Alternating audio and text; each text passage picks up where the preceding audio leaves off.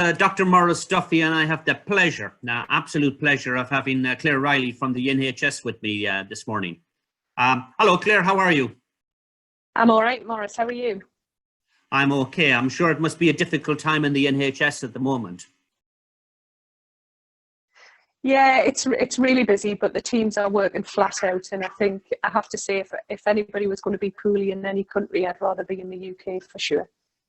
All right. So tell us a little bit about who you are and what you do in the NHS, and then we'll kind of start the conversation from there. Yeah, so I'm the Executive Director of Communications and Corporate Affairs for Northumbria Healthcare. And basically I do all aspects of communications and engagement, but also I do quite a lot with volunteers. I run our charity, so quite a varied role, including our chaplaincy service and everything. So yes, it's always good to get involved in some great work within the NHS. And are you in the NHS right now, or are you isolated? So where am I talking to you today? I'm in my office in the NHS. Okay. So I'm talking from Silverley. Okay, and what's the atmosphere like, and how are people, the general staff, what's the general feeling from the front line? Yeah, I think everybody is by nature nervous. That is the norm, really. And if anybody said that they weren't, it would be a weird thing to say. But really, I think overall, from an NHS point of view, we have this thing that we're all in it together. And so I said earlier, if we are the envy of the world from a health service, and actually, if anybody's going to tackle this as well as anybody, the NHS will. And it's humbling to see the work that's going on in the front line. The work that our nurses and doctors and healthcares and porters and security guards are having to deal with day in, day out. It's just amazing what they do. So it's a privilege to be around, and it's a privilege to support. And what makes the NHS the envy of the world? Is it the talent of the people, which I'm sure it is? We've got the best. Is it the work ethic? Is it the application? What is it? What is that kind of thing that makes the NHS the envy of the world? Well, I think, if you look at some of the clinical outcomes, if you look at the work that we do, some of the innovation, we're at the forefront of innovation across the world. But also, it's not just about the NHS pride that we have in ourselves. It's the pride of communities and the people who we serve have in the NHS. And we are by nature, everybody loves the NHS. We are loved by the NHS, and I think that's come across in bundles over the last few weeks. The amount of things that we've had given from businesses, from individuals, it's just amazing. And people just wanting to support us all of the time. In the last week, we've had 190 volunteers just wanting to play a part in tackling something that's it's unprecedented. And I know, because I'm one of those volunteers, so I know what an extraordinary effort and the community feeling that there is around the NHS, not just nationally, but locally as well. I have to ask the question, do you have all of the equipment? Because I hear so much about, not having enough equipment, not testing enough. What's your general view on, again, from the front line, about what you're seeing and what you're experiencing? So, we're doing our best to make sure that all of our teams have all of the equipment they need. We've had some amazing support from local businesses, so a real big thank you for businesses that have gone out of their way to help us when we've needed it. We are getting regular deliveries of equipment, but these deliveries need to happen all of the time because we use the equipment all of the time. It is by nature logistically quite difficult if you think about the millions of kit that's being delivered every single second of every single day. But we're certainly getting a flow through. It is something that we are looking at all of the time. And touch wood, we're doing okay, but we always need deliveries coming through, and that's why we work with the system to make sure that we get those deliveries. But also, we've across the region put out a call out for businesses who can help. We've got schools printing visors on 3D printers. We've got lots of things happening across the region, which is fantastic to see. Now, of course, I know you well, and I know where you're based, and I know the North Tyneside very well. But again, for the benefit of people who may be listening elsewhere, Clare is based in North Tyneside, which is in the northeast of England.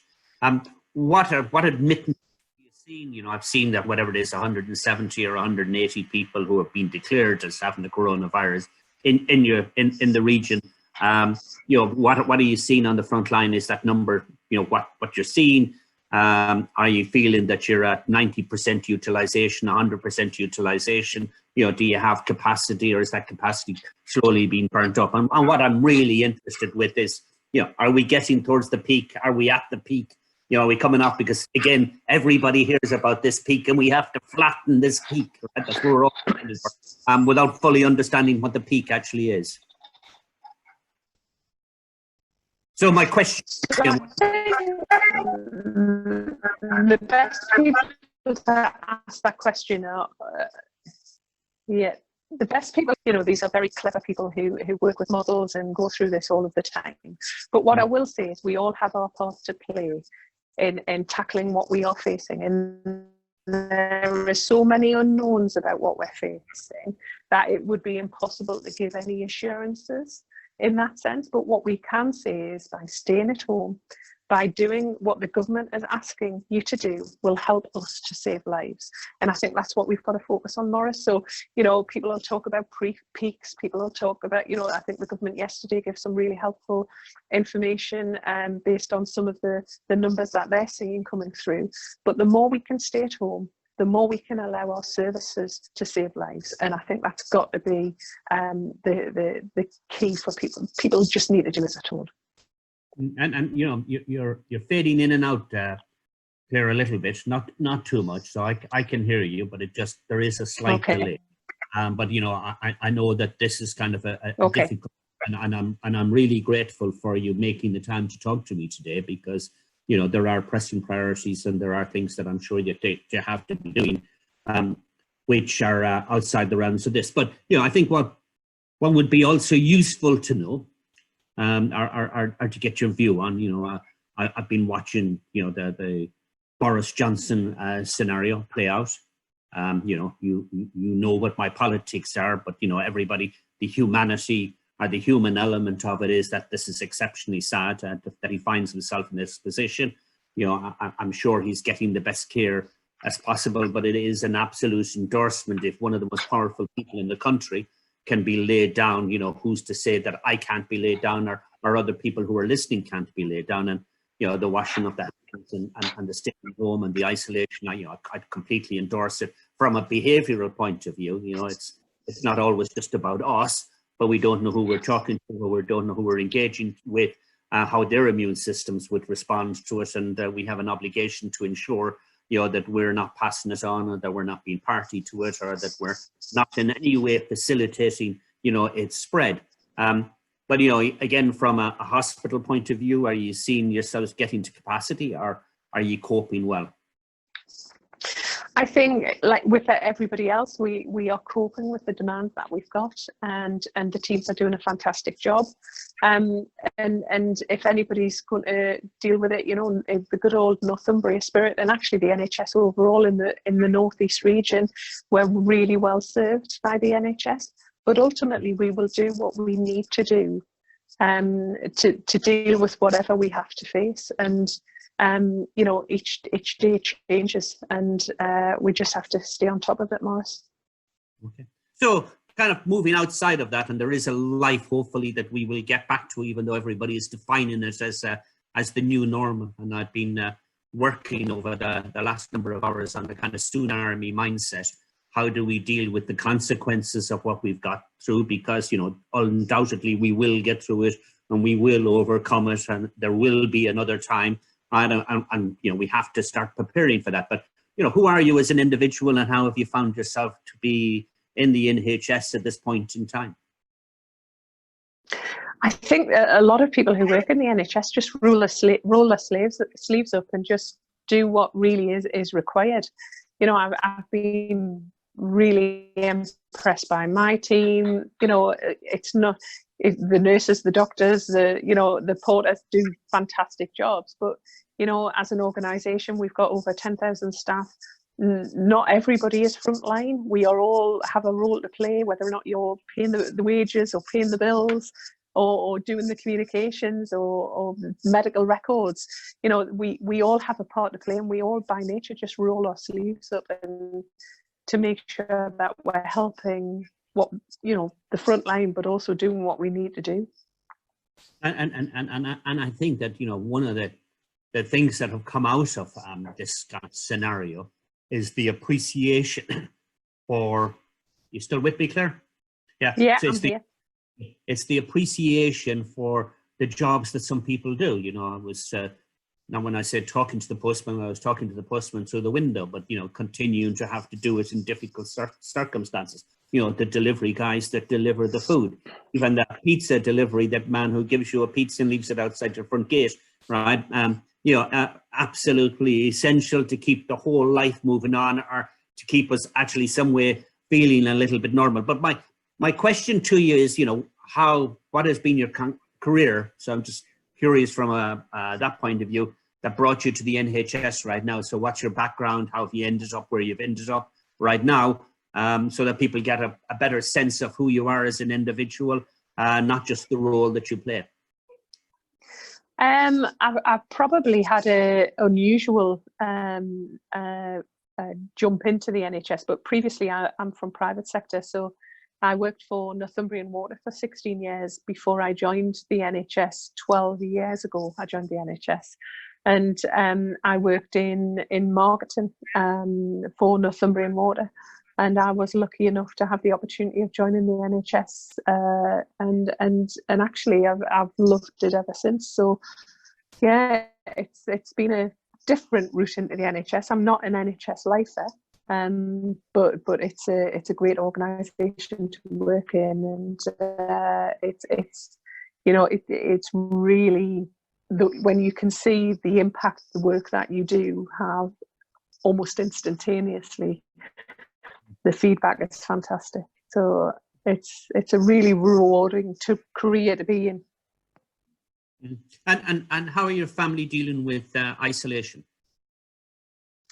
Well, my kids are older, so I've got a 18-year-old and a soon to be come on, you couldn't have 22-year-old, and you couldn't have kids.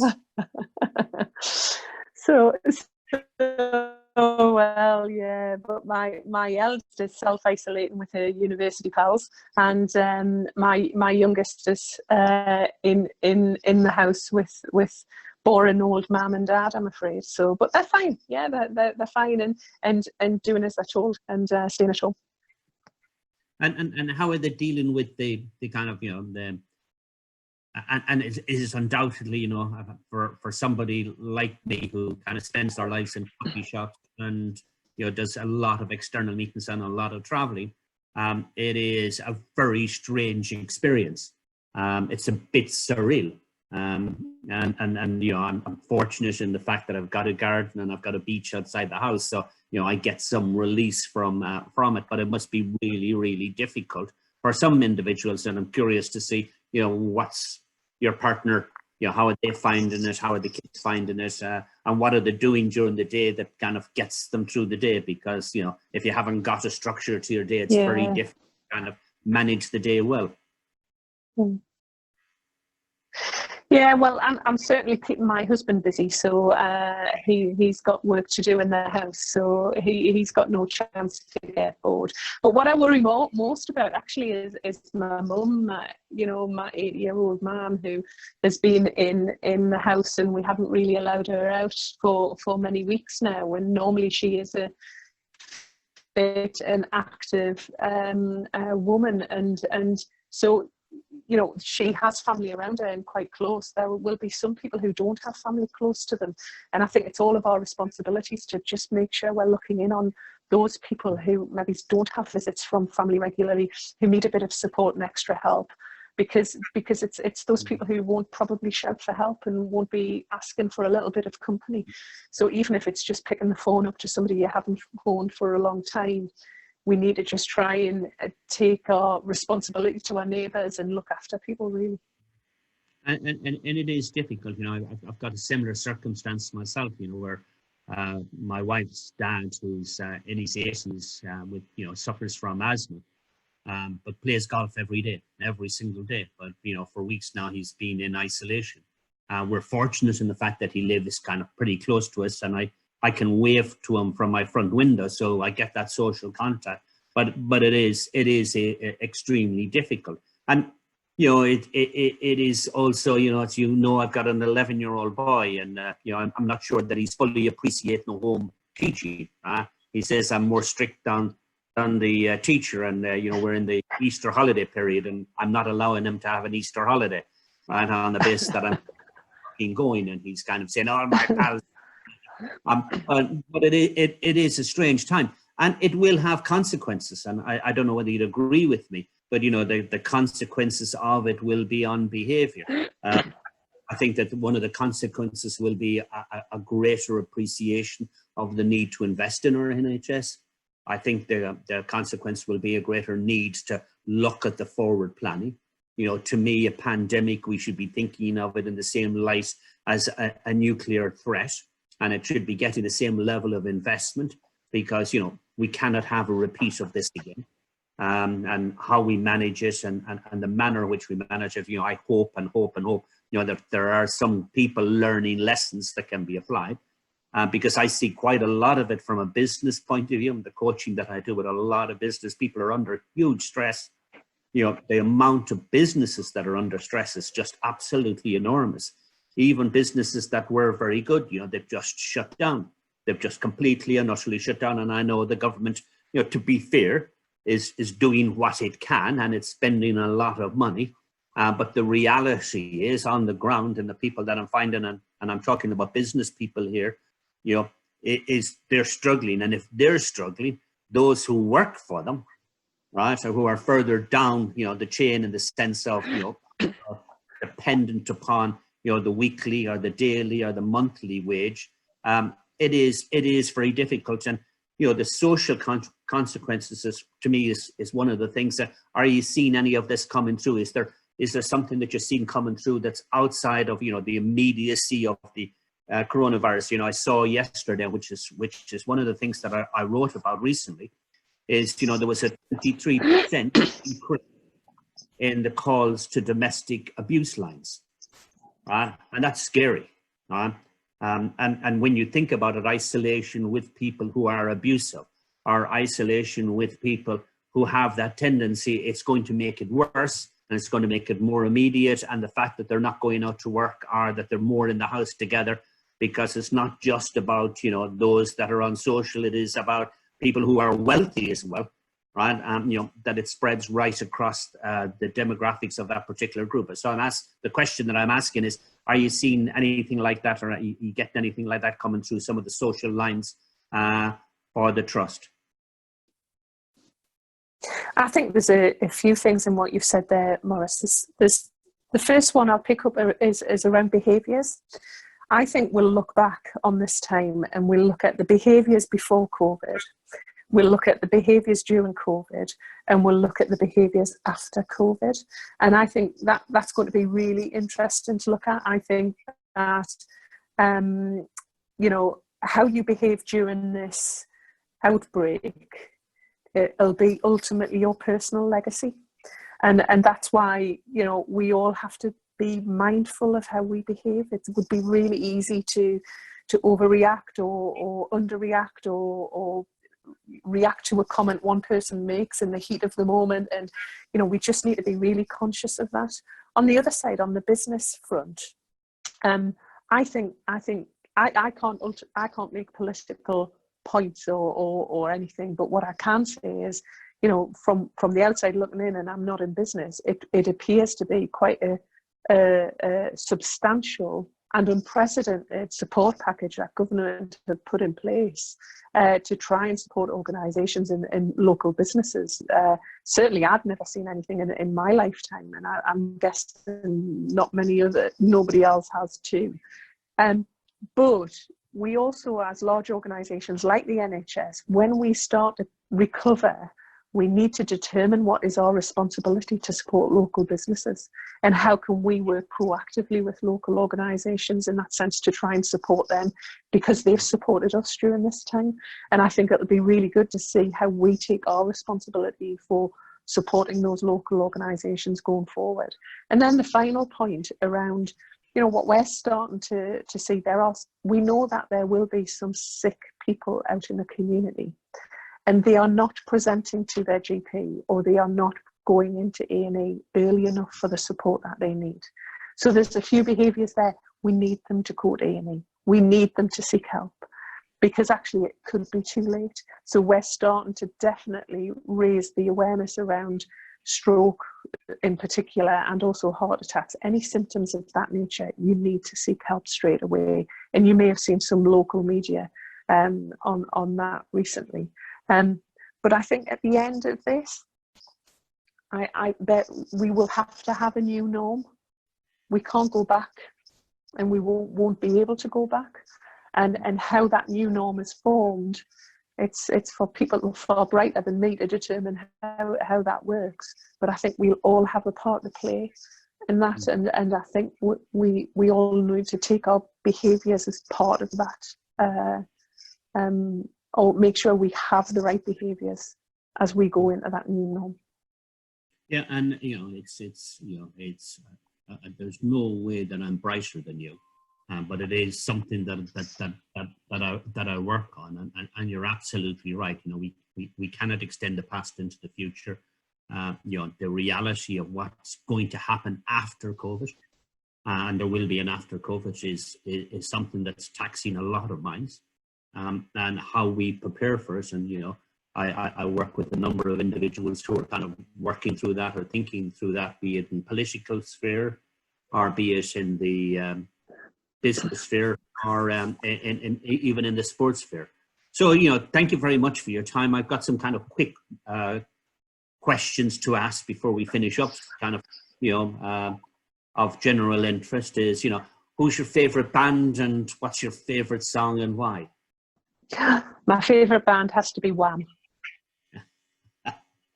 And I'll tell you why, because when I was 11, I seen them at Razzmatazz, and I still have Andrew Ridgeley's Plectrum.